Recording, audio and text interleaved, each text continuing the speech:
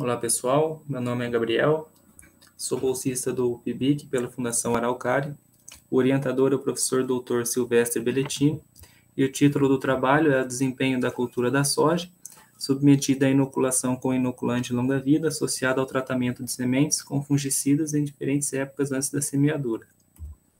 Então, o nitrogênio é um nutriente requerido em maior quantidade aí pela cultura da soja, e a fixação biológica, ela vai garantir aí cerca de 65% da incorporação do elemento ao solo.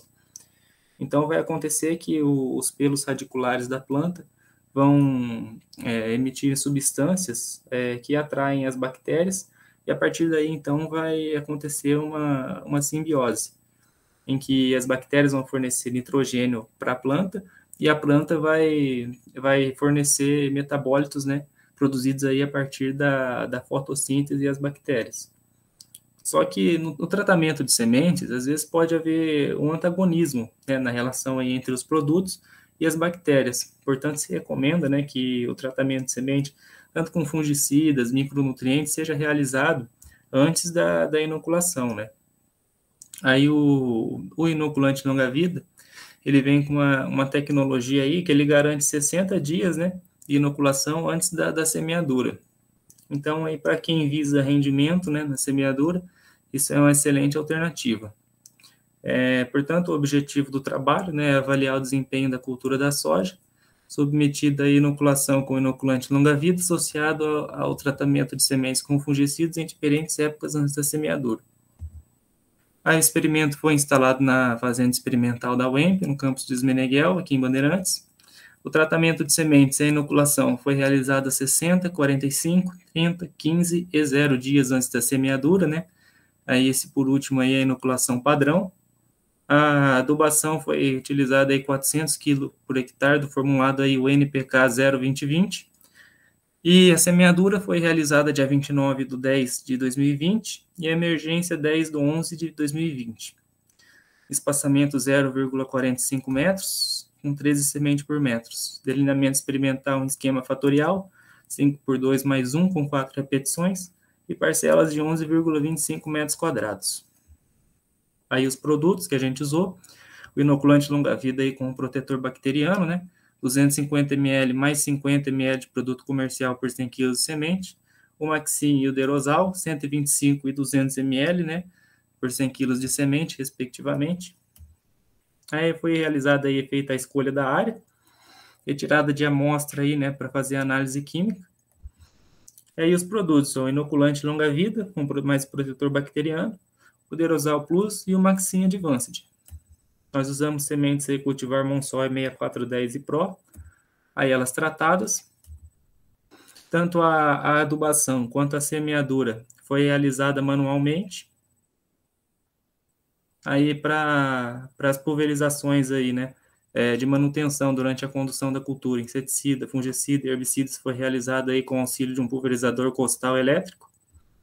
Aí o experimento. Para mensuração aí da altura de plantas, né, com auxílio de uma trena, aí nós consideramos o último nó, né, da haste principal e aí o diâmetro do caule com auxílio de um paquímetro. Aí a mensuração aí do número de nódulos, né, e a massa verde com auxílio dessa balança analítica. Posteriormente, os nódulos foram levados, né, até essa estufa de ventilação, até que apresentassem massa constante, para determinação da massa seca através da mesma balança analítica. Aí a colheita do experimento, nós usamos essa trilhadora aqui para separar os grãos, né, e a gente poder, então, mensurar a massa e estimar a produtividade em quilo por hectare. Aí, em 10 plantas por parcela, né, estimou-se aí o número de vagem por planta, e em 50 vagens foi determinado aí o número de grãos por vagens. Aí a massa de 1.000 grãos e os resultados de discussão.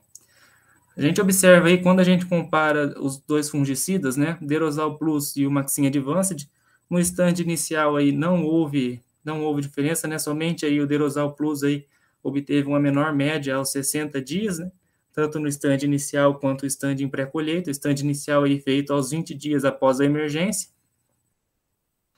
Na altura de plantas aí aos 30 dias, né, e aos 60 não houve diferença entre os fungicidas. O diâmetro do caule, aos 30 dias aí, a inoculação padrão, né, o Maxine Advanced obteve um melhor resultado quanto ao diâmetro do caule, mas aos 60 dias isso daí já se igualou, não apresentando mais diferença entre os fungicidas. Ao número de nódulos por planta também não houve diferença, com relação aí, comparando, né, os dois fungicidas, o Derosal Plus e o Maxine Advanced.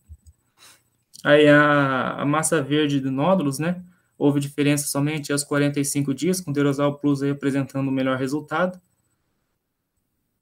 Aí a massa seca de nódulos também, né, a mesma coisa, né, o Derosal Plus aí apresentando o melhor resultado aos 45 dias, né, o tratamento de semente e a inoculação antes da semeadura.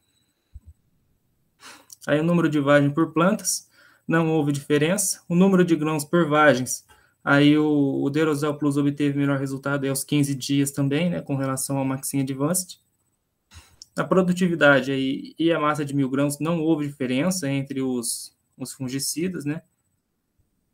Aí agora, se a gente fizer uma análise de regressão aqui, comparando aqui para observar o comportamento, né, com o decorrer do tempo, a gente observa aí que com o passar do tempo, o stand de plantas diminui, né, aí 60 dias, né, a inoculação e o tratamento de semente 60 dias antes da semeadura, obteve aí menor stand de plantas, tanto no inicial, né, quanto na pré-colheita. A altura de plantas é basicamente o mesmo comportamento, obtendo aí menores resultados aos 60 dias. Aí, aos 60 dias após a emergência, né, aí esse resultado fica mais evidente quando a gente compara com aí aos 30 dias, né, aos 60 o resultado tem se demonstrado mais evidente, né, com relação aí à altura de plantas. Quanto mais o tempo avança, menor é a altura de plantas. Aí o diâmetro do caule, aos 60 dias antes da semeadura aí, né, inoculação e tratamento de sementes, obteve um maior resultado, né, tanto aos 30 quanto aos 60 dias aí após a emergência, isso daí já foi se igualando. O número de nódulos por planta, né? À medida que o tempo passa, embora houve uma variação aí, a nossa linha de tendência aí, ela nos indica que quanto maior é o tempo pré-inoculação, menor é o número de nódulos por planta.